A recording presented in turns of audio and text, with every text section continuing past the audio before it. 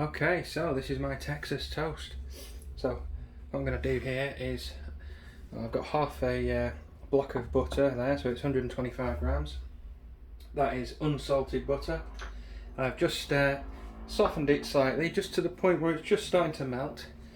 I'm going to add to it a bunch of chopped chives and 25 grams of barbecue rub. You can just use any barbecue rub you like. Just add a little bit in and just sort of mash it together. I find it works best if you don't fully melt the butter. Just get that incorporated. Okay, that's looking a bit more broken down now. Let's add the rest.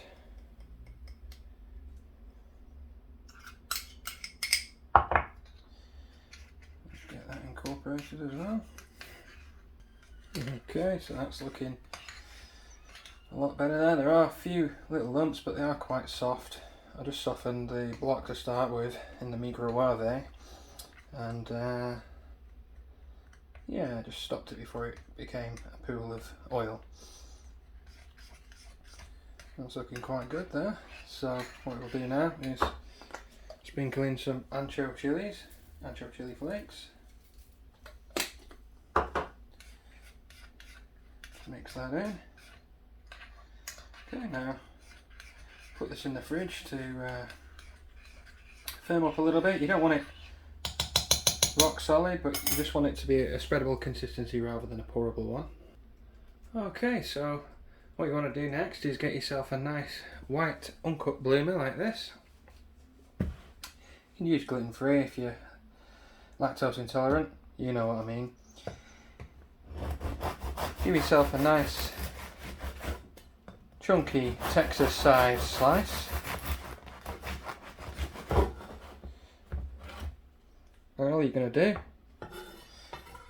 is give that a quick toast. You just want it mildly toasted. Okay, so that's our piece of bread toasted. It's actually medium toasted to what I like. And here's the butter, which has had a chance to cool down just into a, you know, just a soft spreadable mixture. Obviously the more it cools, the firmer it will get. Just too thick to run at the moment, so that's absolutely fine. You can go a bit thicker if you like, let it cool a bit more. What you're going to do is just spread this onto your toast.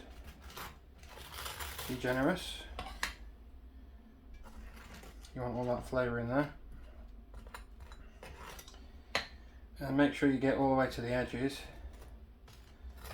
And then what you're going to do now is give it a bit more of a toast. Now you don't want to be putting that back in a toaster when it's wet. So what I'm going to do is use a flame.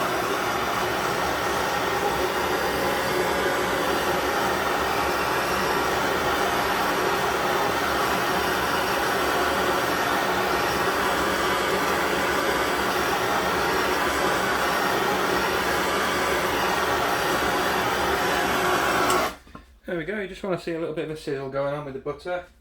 And that tells you that that's had time to soak in and cook onto the bread.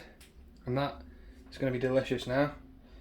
Now obviously you might not own a blowtorch, so you could do that under a grill. And that would be absolutely just the same. So let's give it a taste.